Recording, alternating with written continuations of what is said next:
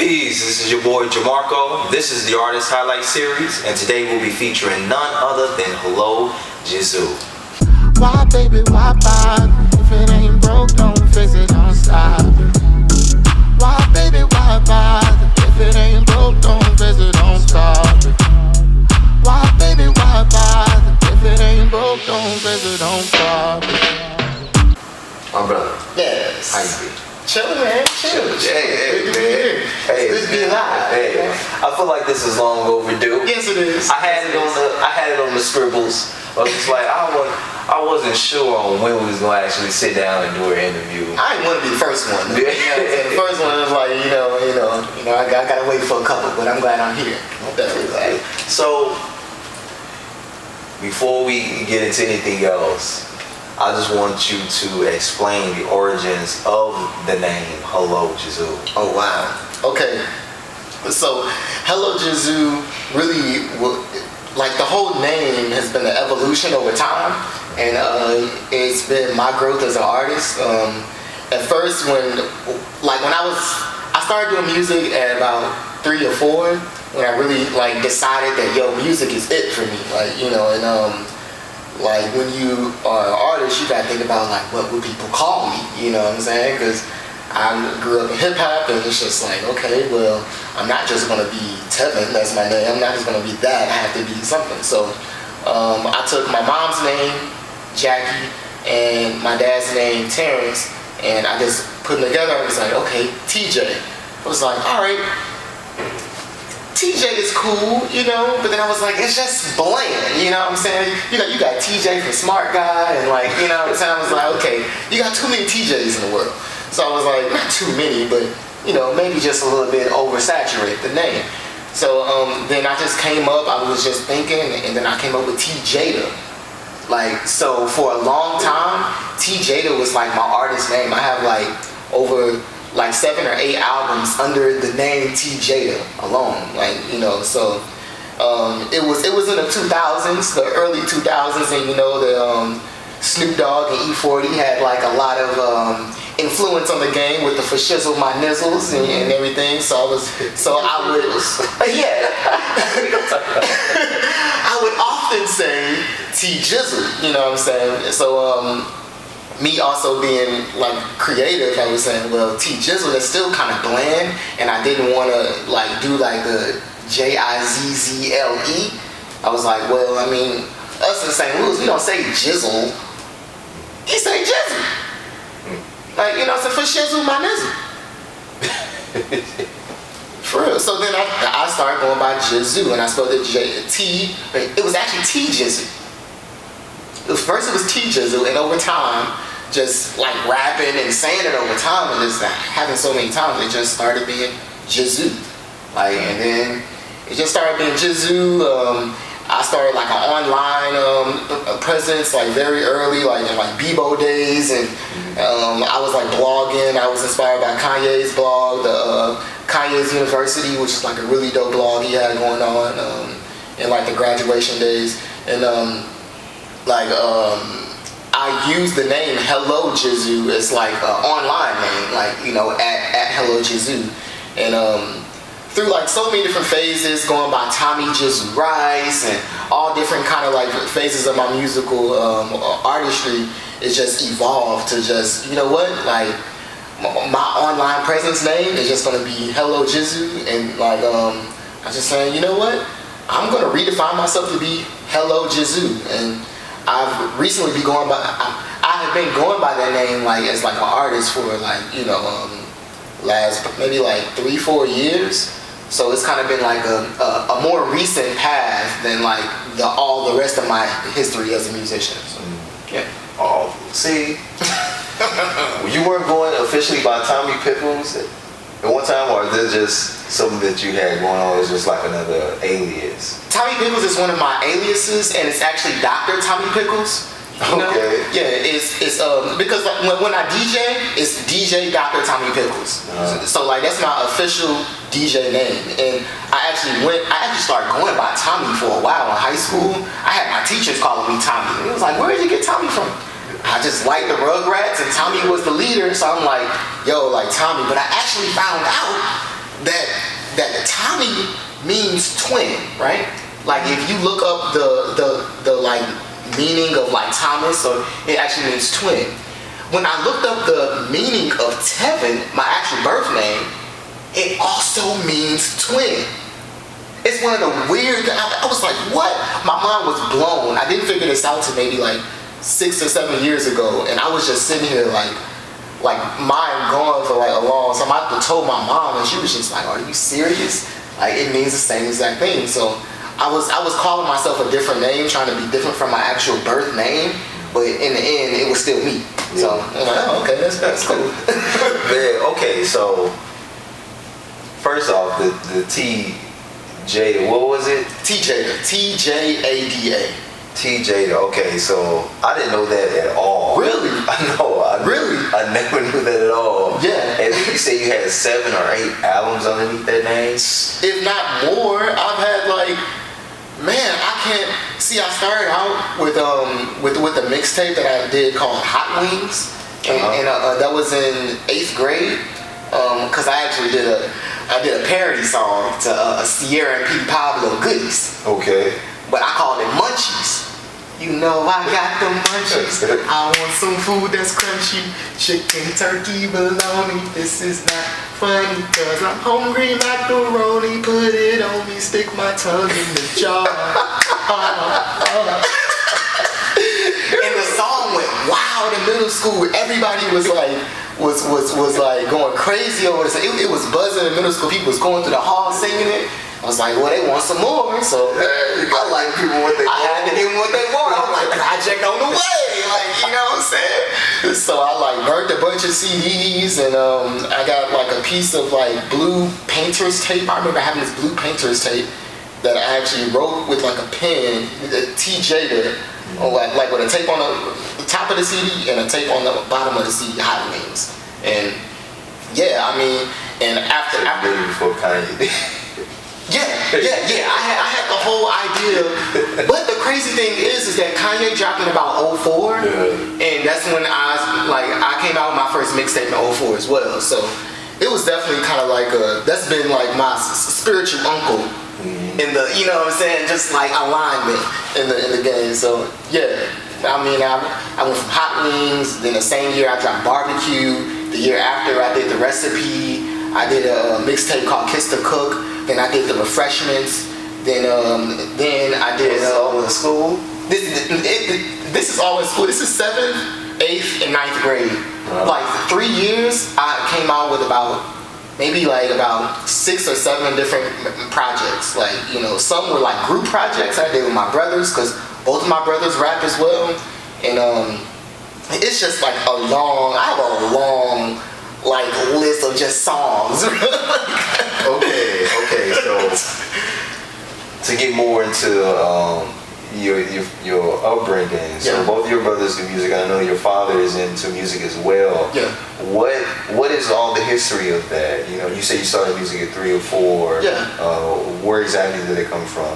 I think it definitely came from me being in church, and like, you know, sometimes I would like fall asleep to what the pastor was saying, but as soon as that choir started singing and the drums started playing and the piano started going, that's when I was like all ears. And it also helped me seeing my dad in like a leadership position in the church, and from being like a preacher, and he's also a rapper, so his whole thing was the rapping preacher.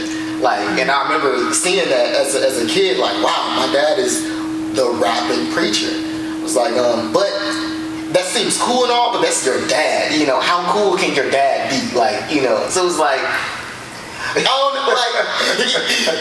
he was very cool, but like, that didn't inspire me to just, okay, I'm gonna be a rapper. Like, you know, like, but me being in a choir and me being just like around music definitely inspired me to start writing songs. So like, I really wanted to be a singer before I wanted to be a rapper.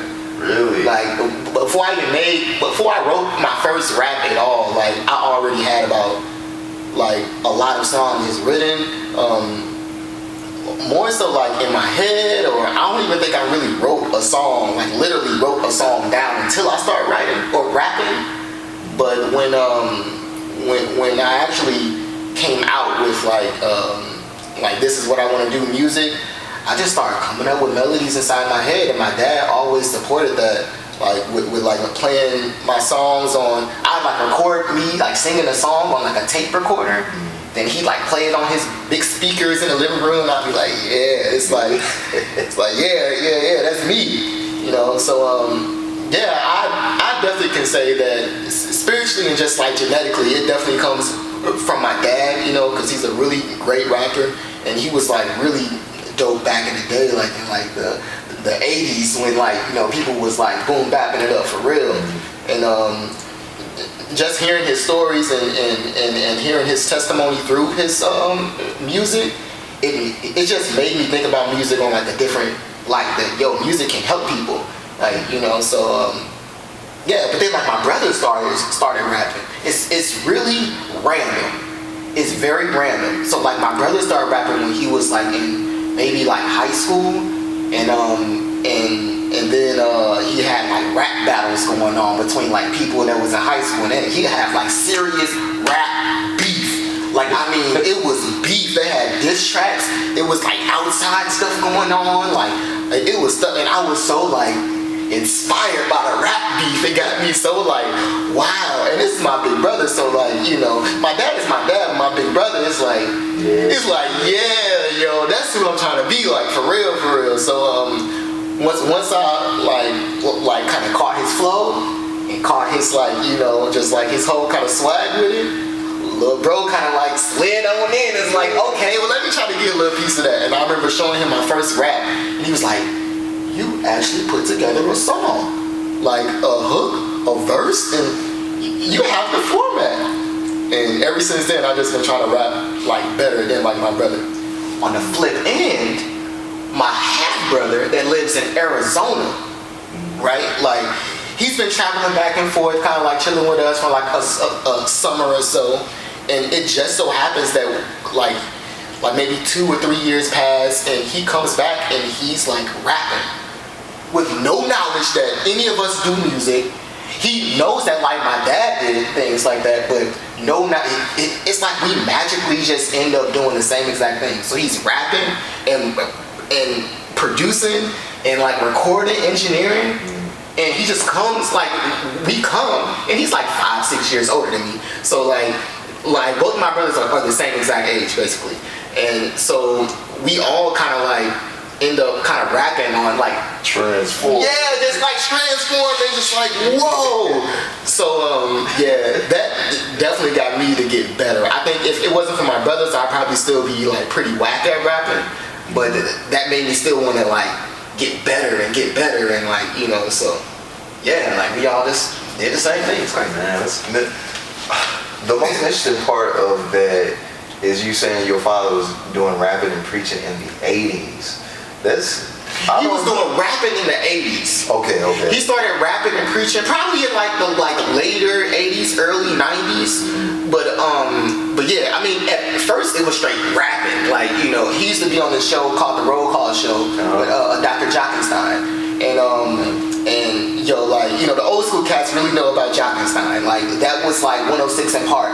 Like, you know, because all you had was a radio. That was the only place that was playing hip hop on the radio. So people would leave school and go straight home and like turn on the radio and see, you know, what was going on. So the Roll Call Show, like Dr. Jockenstein would let people come in and like rap on the show. And like my dad would be one of the main people that's always calling and like rapping in, and like he won a lot of contests, and you know, he was able to like really perform at places like the Animal House, and you know what I'm saying, a lot of like OG level, like, you know, things that if I didn't have a connection with my dad, I probably wouldn't know about.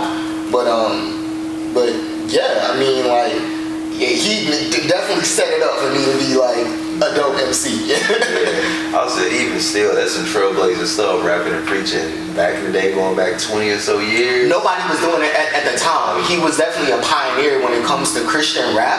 Like, he's one of the pioneers in the city. Like, not a lot of people was doing it. You had KRS-One, who had a message in his rap, and like, you know, things like that. But in the church, you know, and I'm talking like pre-Kirk Franklin, you know, there was not a lot of hip hop going on in church, but he had a specialty with like reaching the youth with his music, because he's able to rap and like, you know, talk about his testimony and say like, yo, I was out in the streets, I was doing all this, and the songs were dope.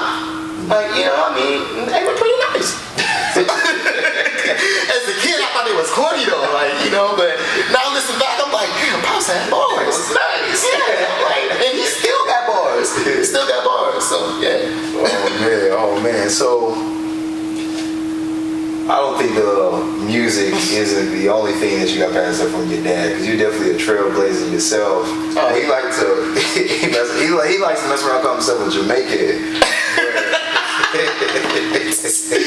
Yes. I would say it's more like a renaissance man. Cause dude, first time I started listening to like all this stuff that you do, and I was like, okay, damn, what did he not do? But here are some of the things, because I'm pretty sure I missed some things. You're a musician, a graphic designer, entrepreneur with the Good Vibes Dealer Incense, and then you have your management company with your wife. You are a part of the business management team for Blunt Chat. We're going to talk about that. You're a videographer, and what am I missing? Oh man. Father. You know how to change the oil? No, No. Cars is one of those things. I'm not the mechanic. Okay, mechanics holler at me. I've been looking for a good one. Yeah, but yeah, I mean, shoot, I am a father. That's like my overall. That all these things help me become a better father. You know, so that's really like the most pride I have into any, like, over a musician, over graphics, over, you know, like whatever. Like all those things help me become a better father. So that's like, you know, that's the main. All that equals up to he's a dad. Okay, yeah, just doing to get it.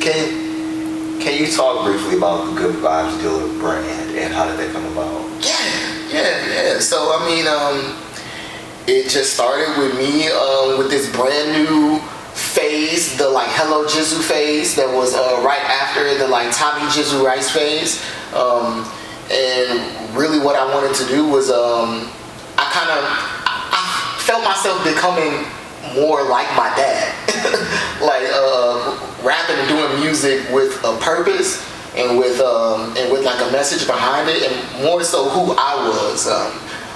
Before I just would like make songs, and it would just be like, well, I can make a song, and like I could like listen to the radio for like a few days, and it's like, bam, I got it. I got the next hot single. What's up? Right, which I mean could be about whatever, booty, what, like, you know what I'm saying, whatever. Like it could like be about whatever. But once I started this new phase of Hello JiZoo, I like found a new light into my spirituality. I found a new light into who I was as a father and who I wanted to be as like a family man and everything. And I really wanted to relate that with my music, because I felt a disconnect between me, myself and the music. Where like, I'm like listening to stuff and the bars are there, but I'm like, why do I feel like this is whack? I really feel like this, and I know it's not whack, but I really feel like this is whack. So once I started the Hello JiZoo, I really wanted to focus more like on helping people and helping the self, helping the mind, the spirit, and all of that. So I just started to brand that, and like I was like researching a lot of things with like SEO marketing and like marketing period. I just really started to indulge myself into the research of marketing, and once I did that, like I moved back to St. Louis. I was staying in Dallas for a while, and I actually went to this thing called First Friday, and like that was like really dope at the time. It was like a lot of creative people coming together. Like the dopest people in St. Louis were there, and I left that. Like I left one First Friday, and I was just thinking like, what could I do to like help my brand go even further? And I tried to think of something that this group of people that what I'm seeing and what I'm around, what we're all connected to, and it just said, bam, everybody likes incense. Like, you know, or like that's kind of one of those things because I was going here, they lighting the incense. I was going here, they lighting some sage. It's all about the vibe. And I'm like, okay. It was actually around the same time Erykah Badu dropped that album. No, not that. It was actually like an EP. But you can't use my phone. Yeah. But you can't use my phone. She had a cut with like, it was just a bunch of like vibes coming out, and she really like dropped a seed on like the younger generation of something she started like a while ago, you know. So I just felt the vibe, and I was like, yo, okay, well, my new merch item is incense. So I started like researching on how to make incense because I love lighting incense, but I didn't know how to make them. I didn't know how to produce them, and I called up my big sister. She's like my like mentor slash like business consultant slash just like sensei or a financial advisor, and yeah, she like really helped me get my mind ready to go into like a new kind of like merch like thing, like, you know. So I just started it, and I like bought some stickers, I like got all kind of things, I got my packaging together, and I just started, you know what I'm saying, having incense wherever I went. That was my thing. I got incense wherever I go. And I just started to be known for it. And then like the name kind of like came up on itself because I had the incense. He was like, okay, you like got this good vibe. Like, you know what I'm saying? It's like you dealing good vibes. Somebody told me that. I was like, you are dealing good vibes. And it just stuck with me. Like, yo, you're like dealing good vibes. I'm dealing good vibes. I'm dealing good vibes dealer. Good vibes dealer. It's like the good vibes dealer.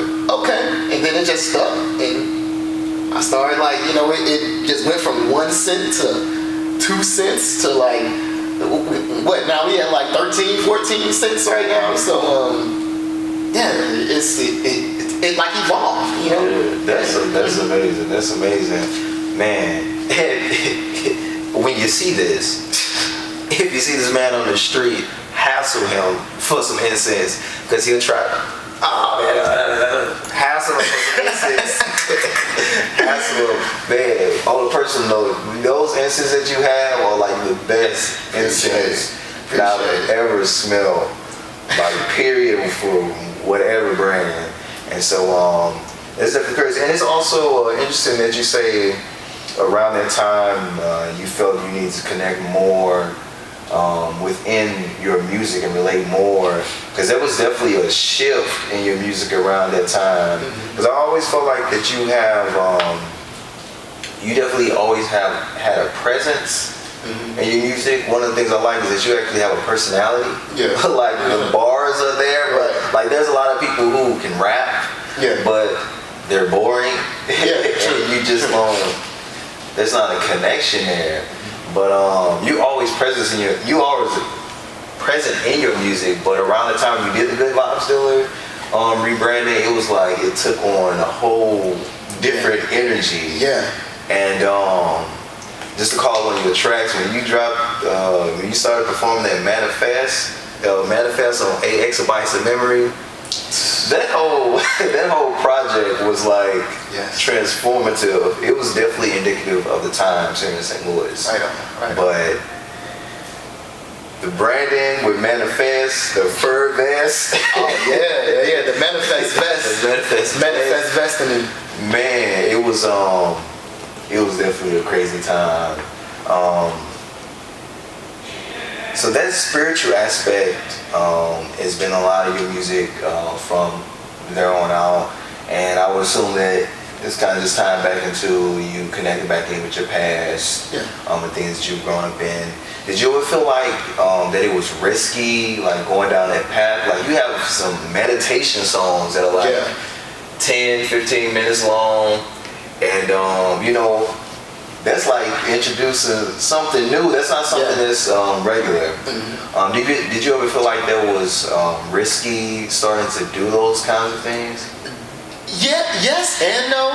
I think that like kind of like linking back in with my dad, and how like I saw that it was possible from the jump that like you can make good music that's like healthy music, what I call it, you can make it healthy music and it's not being like a risk. And I've always been kind of like battling being like a Christian artist and being like me. So like it was right before the Hello JiZoo phase, where I was really on a crazy path. Like I deleted every single song from my Spotify. I stopped listening to everything. I like fast from anything because everything was just whack to me. I didn't like anything no more, and I was like, this is not. If it's not helping my spirit, if it's not helping my mind, I don't even want to be associated with it. So I was like blank for a while. I remember I had a 10-hour. It was actually more like a 13, 14. I don't know how long that bus ride was, but I was on a mega bus from Dallas to St. Louis. And like the only thing I listened to was like I had like a couple like praise and worship songs I listened to, and like some just like meditation music.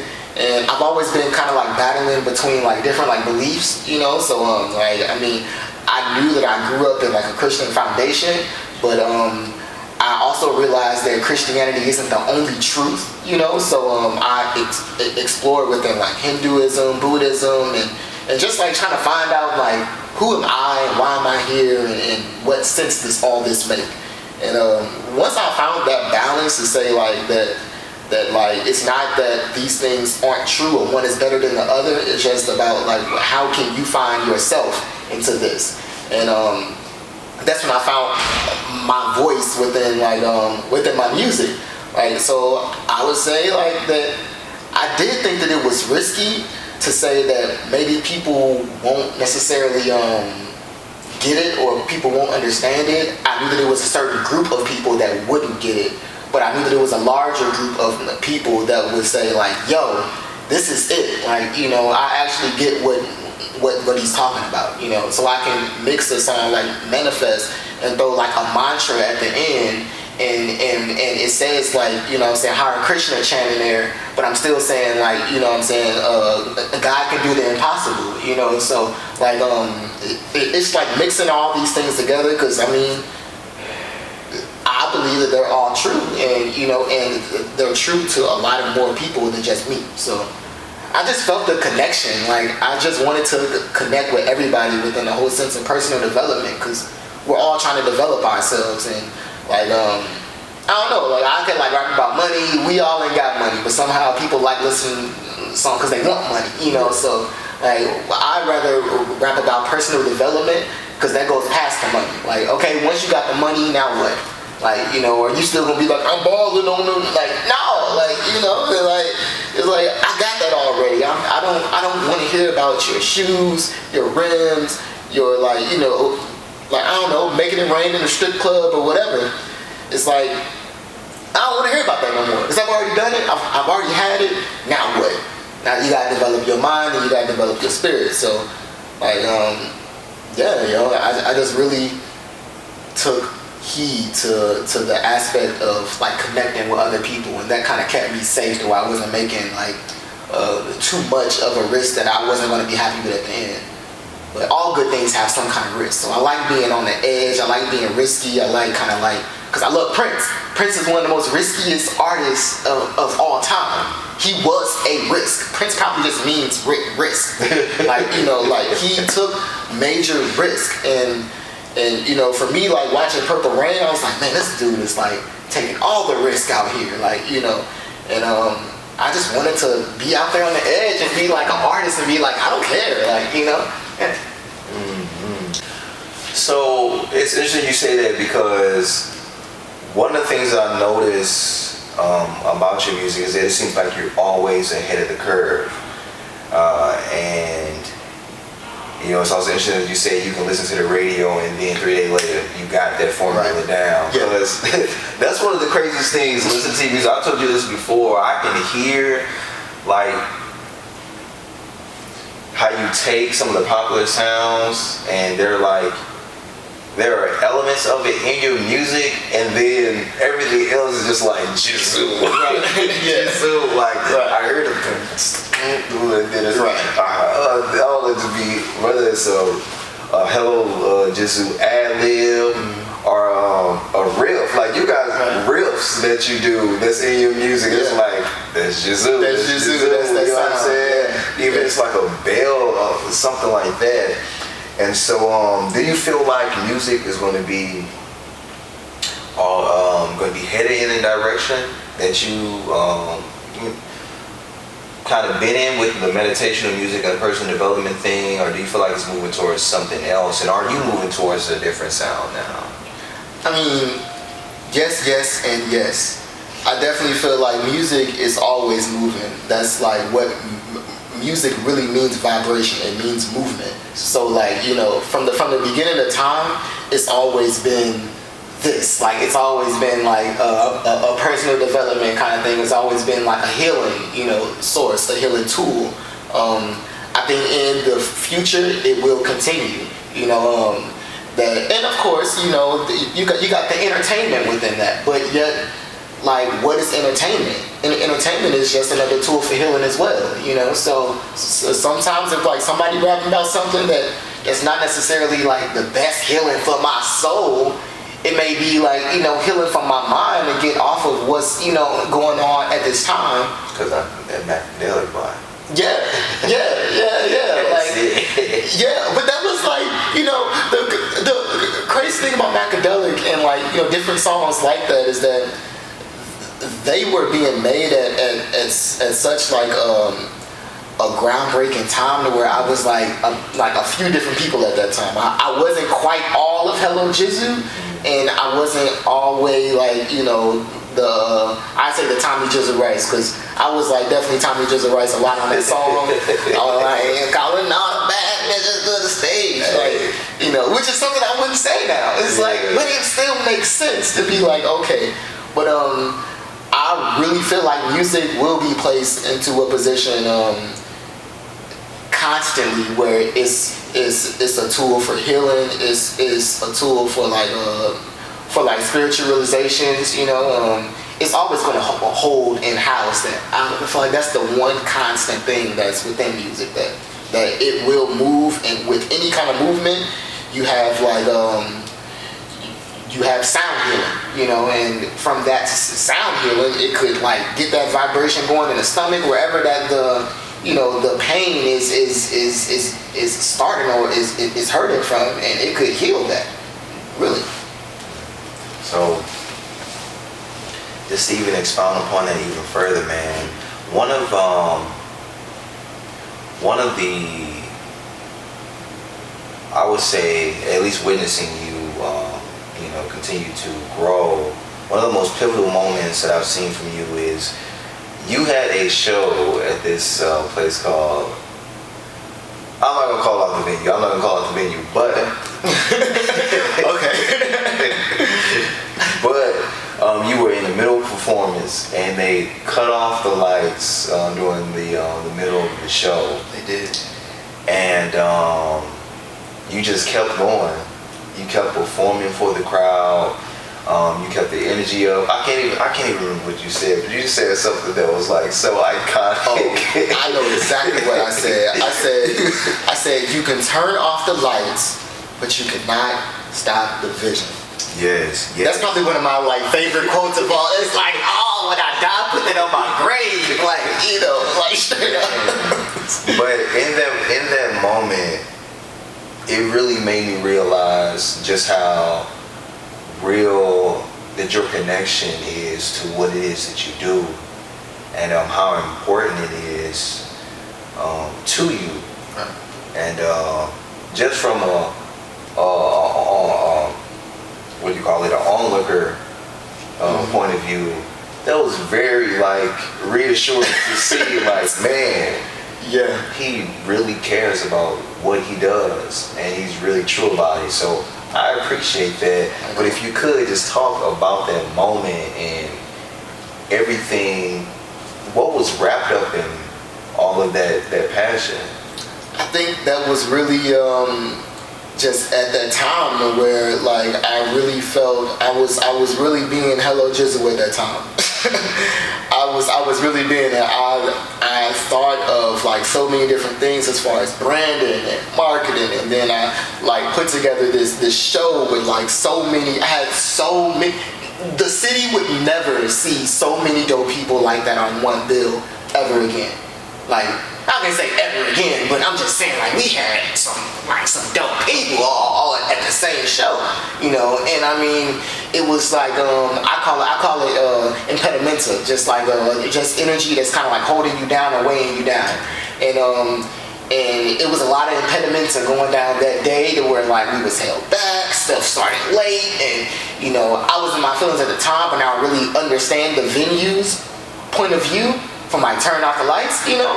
But me at that time, I'm like, okay, everybody perform, I'm last, y'all finna get what I've been, you know what I'm saying, cooking up for like the last like, you know, 10 years. And the song Manifest, I say like it took 10 years to write this song.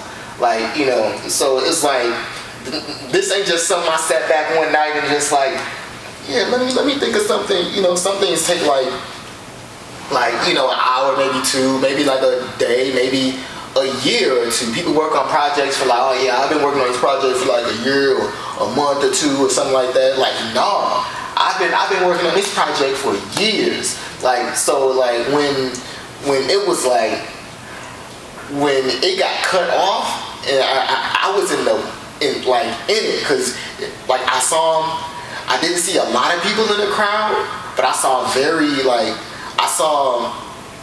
important people in the crowd, very like special people in the crowd, like the right people were there, you know, to where I felt like that if the right people wasn't there, then I probably would have like blew it off and just like walked off stage, you know. But like I just saw the eyes, I felt the energy. It was like, yo, if I'm not going to do this, if I'm not going to keep on going, if I'm not going to show people that like you know, whatever happens, you gotta still, you have to want it, you have to keep on, like, you know, you have to keep on going, like energize it, but you gotta go.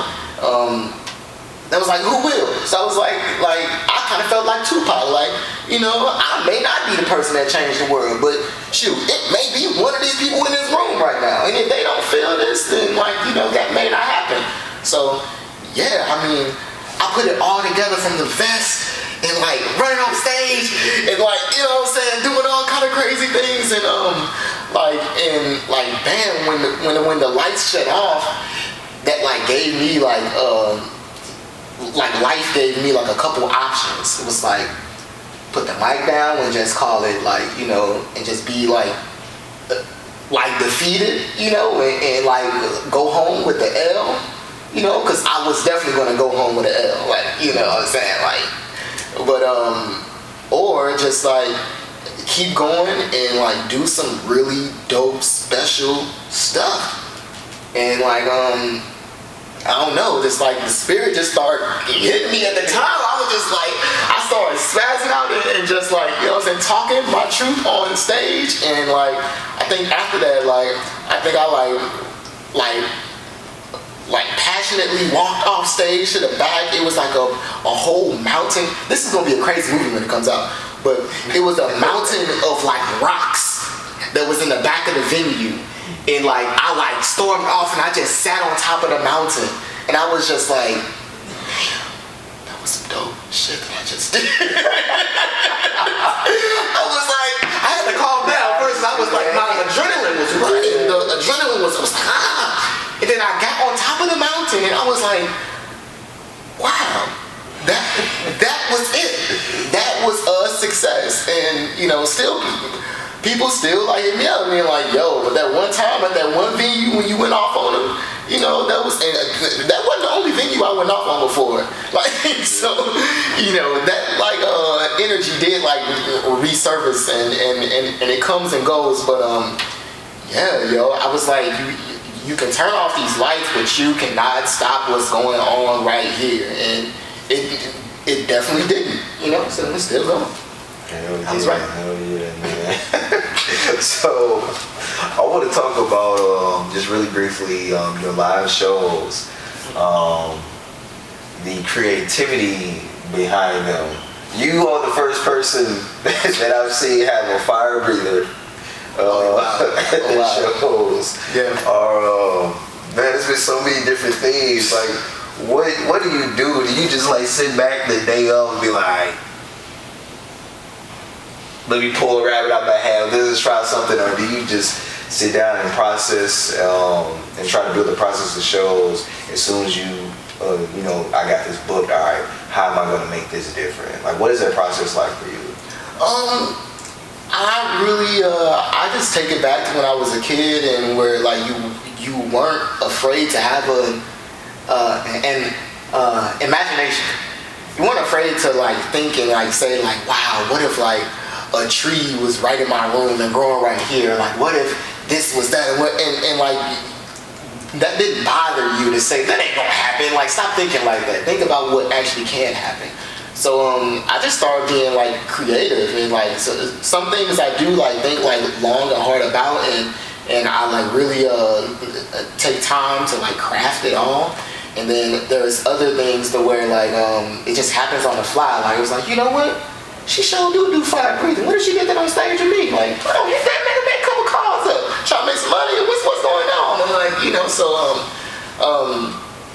things definitely do happen in like different ways, but I just like try to be, not even try, I just be myself and just be creative, and I always use the word like whole. Like when I think about a performance, about my performance, it's a whole performance, and not just whole.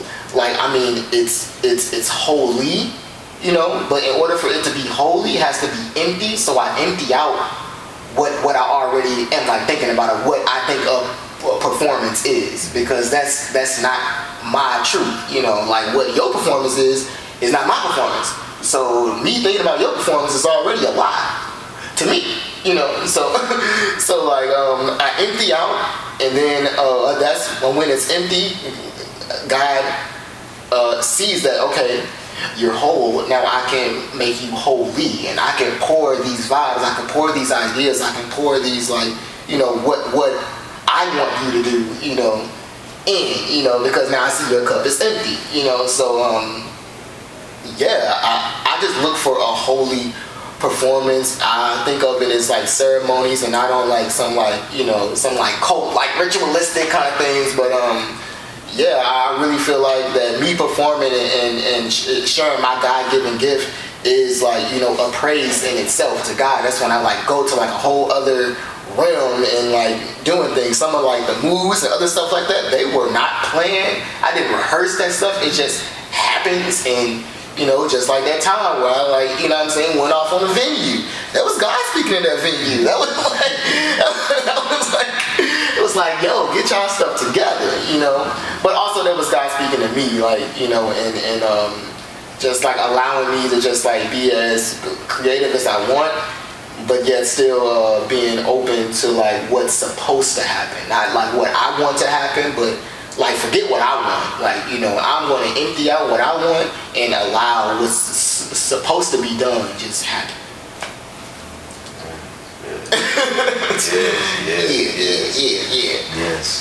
Yes. That makes me think of a line in one of my favorite songs of yours. What's that? And it says, I wrote it down. Oh, I knew I was going to bring this up. I don't want to mess up the lyric. Okay. But you say, I can tell the difference from authentic and a replication. I can tell the difference between wisdom and some education. I can tell that there's something missing in this entertainment. Me? Yeah. It's me. Yes, man. And the people can definitely tell that you put your heart and soul behind it. And there's something greater happening as well every time that you touch the stage and when you're recording and making music, man. So you will definitely appreciate it. I do want to ask, you have recently married. Yeah. What has that been like? You're married to one of the rising stars here in St. Louis. What has that been like? And coming together as first a holy union, and then as artists, and then as business partners. What has it all been like for you? It's been it's been a ride. It's been a roller coaster. It's been ups. It's been downs. But ultimately, I can say it's been God's favor. That's just like trying to like get us in order. It's like it's me and Order have never been friends. Like, you know, me and Order has never been like I don't like structure has like never been like my thing, you know, and that's been my specialty, but also it's been like my curse at the same time too, you know. So like finding the balance to it all, and I just asked God for the balance. And I remember I made a song called First I Found God, and then I Found My Goddess. People really think that I made that song after like I met Drea and like, you know, everything was going. That song, no. Whoa, and this is what I'm talking about holy and making these performances and even the songs holy. Like that was really a manifestation within itself. That was an affirmation within itself. I said, first I found God, then I found my goddess. I was walking to the store one day, buying a pack of Rellos, and it just came to me like, first I found God, then I found my God. And I was like, okay, that's catchy. And I didn't know that I was explaining the first night I met Drea, and everything that happened, I called it out in that song. Everything that happened, every single thing. If you want to hear our story, listen to First I Found God, and I Found My Goddess. Cause like yeah, so like once we did kind of like get together, my first thing that what I thought about is like, I was thinking like branding, hello JiZoo, how this would look. I'm like, man, okay, hello JiZoo, Drea vocals, it makes sense. I'm like, okay, let's do it. Cool, I'm down. But then it started to get real too fast, more than I was thinking for it to get real. And yeah, I mean, that was just me. Like once I kind of emptied out that whole like Tommy just writes things, and I started to focus my music and my affirmations to like things that I actually really want and things that that I feel that I need, and it just came, yo. And ever since then it's been like ever since then, especially the marriage alone has been like a whole sense of God's favor that has been like showering over me, and naturally, you know, us as humans, we like, nah, yo, keep that water to you. Like, I don't want it, cause like change is like, you know, we always resist change, but that like, I don't know, God just get me in shape every time to be like, nah, you gonna get this change, you gonna get these blessings, and like sometimes I get like choked out in the head by God, like He got me like, oh snaps, but then I actually realized that like, yo, like this is where it's really destined to be. So it's been like a whole trip, yo. But it's been my gate to like finding like true happiness. It's been my gate to having my ultimate dream of being like the family man that I want to be, and being like the husband I want to be, and who I want to be. Oh, I thought it was a fire alarm, boy. I was like, shoot, sun come out, we hella lit. Let's get it. But yeah, so through that marriage, I definitely feel like that a lot has like sparked, and things are continuing to happen just because of that alone. Because like it's like a union that's for real, you know, and it's like a covenant that, you know, between me, another person, and like this higher spirit, you know. Oh man. It's a lot to take in. A conversation with me, bring your notebooks. Write some notes. No, this definitely, I'm definitely gonna look back. Whatever you said about the energy, we'll have to put that. Oh, impedimenta.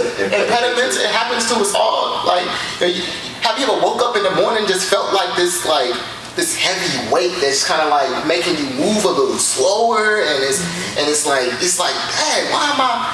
Like this wasn't here yesterday. That's impedimenta. It's a real word. It's like a force that pulls and weighs you down. It's real. There's some things I wait on. Impedimenta. Look it up. All right, I'm gonna look it up. The people want to know. Okay.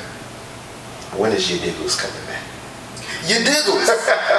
Oh my God. Yeah, I was just thinking about this, and I think that's really, my entry into like kind of like rebirthing my like blogs and podcasts and different things like that. I really feel like your Diggles is coming back. I used to say your Diggles so much. I did the school announcements in high school where I was on the intercom in the morning just like saying the announcements, and I always say you Diggles. So it started to be like a catchphrase in high school. You know, shout out to anybody that went to Central Visual Performing Arts, and so it was. Yeah, I definitely gotta bring back your Diggles. Thanks for just bringing that back to my mind. I always think about it though, because I want to say it sometimes. I'd be like, should I bring back your Diggles, or are they ready for your Diggles? Hey, it was definitely catching on. It was definitely catching on when you was doing it constantly. Yeah. So Thanks for bringing that, man. Yes, sir. Yes, sir. So we're gonna wrap it up. I want to thank you for coming on to be interviewed, part of the Artist Highlight Series. Yeah. I want to thank you for everything that you do and music, everything that you do for Soul Shed. And peace to you, my brother. Peace. Thank you, man. Everything you do is just making me better too, man. It's good to have good brothers out here, and it's just great, So more to come. And I can't wait to look back at this 5-10 years now and be like, hey, we was broke. Now we paid. Not too much longer. I swear, it's 2020. 2020. The vision is feeling like a different year. I see it. Different year. Yes. So we gonna check back in with y'all in 2020. Hey, this is being Associate Artist Highlight Series. My name is Jamarco. This is Hello JiZoo. Y'all be blessed.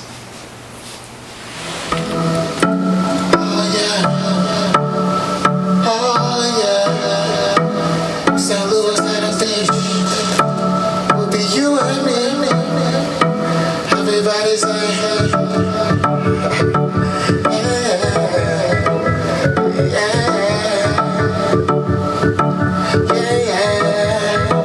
everybody say, oh yeah.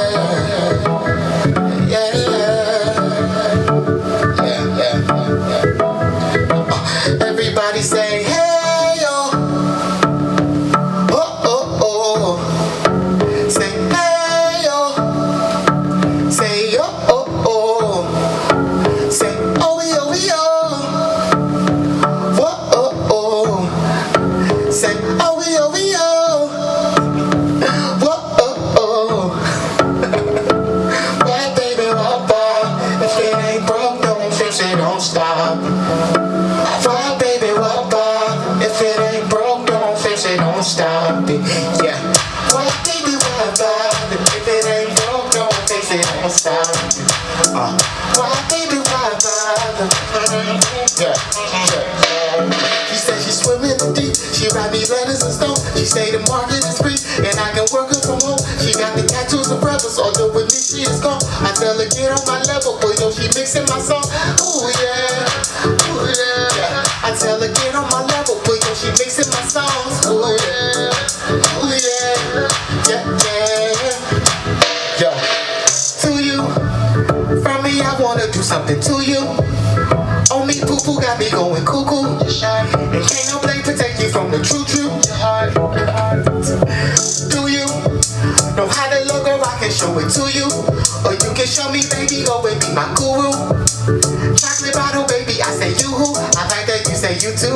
She say she's swimming in deep. She write me letters and stuff. She say the market is free and I can work her from home. She got the tattoos of rebels, although with me she is calm. I tell her get on my level, but she mixing my song. Say ooh yeah. Get on my level, but she mixing my songs. Ooh yeah. You keep touching me in places I ain't never seen, and we keep rolling down my mind like bowling, rolling in the deep. And if we keep smiling, laughing all night, it's gonna hurt our cheeks. And if we keep swimming, going up in this song for a seat. Yeah, she said she's swimming. She got me letters and stuff. She said the market is free and I can work her from home. She got the tattoos of rebels, all the way me she is gone. I tell her get on my level, but she mixing my song. Ooh yeah. I tell her get on my level, but yo, she mixing my songs. Ooh yeah, ooh yeah, yeah, yeah, yeah, yeah, yeah. Why baby, why vibe? If it ain't broke, don't fix it, don't stop it. Why baby, why vibe? If it ain't broke, don't fix it, don't stop it. Yeah. Why baby, why vibe? If it ain't broke, don't stop it. No. Yeah. Ooh yeah, no. Why baby, why vibe? If it ain't broke, don't fix it, don't stop it. Yeah. Why baby, why vibe? If it ain't broke, don't fix it. Ooh, don't fix it, don't stop it. Yeah. Don't stop it, baby, no. Yeah. Yeah. Ooh, yeah, don't stop it, baby, no. Yeah. Ooh, yeah, don't stop it, baby, no. Oh, yeah, don't stop it, baby, no. Yeah. Don't stop it, baby, no. Yeah, Oh, yeah, don't stop it, baby, no. Oh, no, don't stop it, baby, no. Oh, no, don't stop it, baby, no. Look at all, don't stop it, baby, no. Look at all, don't stop it, baby, no. Yeah. Stop it, baby, no. Yeah. Oh no, don't stop. Oh no, don't stop. Yeah. Count on me. And you can count on me. Oh baby, you can count on me. And you can count on me.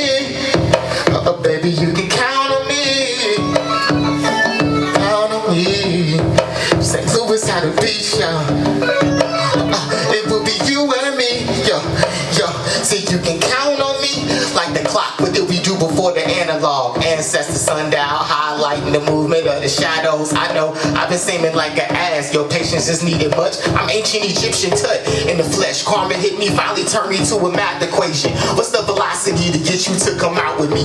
Girl, you know how it be. Spin this bread, monopoly. I buy up all the property and I apologize properly, but just imagine if things were left back how we had it. You were the one I wanted to get married. 2, 3, forever and a week. But girl, on you, I just count sheep, cause I ain't do shit. And shit is sheep. And sheep is shit in quality. Only have $3.37 in gas money. But you make a play, you feel like I just signed with cash money. Dead broke, dead wrong, but you drop dead gorgeous. Paparazzi, try Picasso, paint your poetry. I play it good. Why baby, why bother? If it ain't broke, don't fix it, don't stop it. Why baby, why bother? If it ain't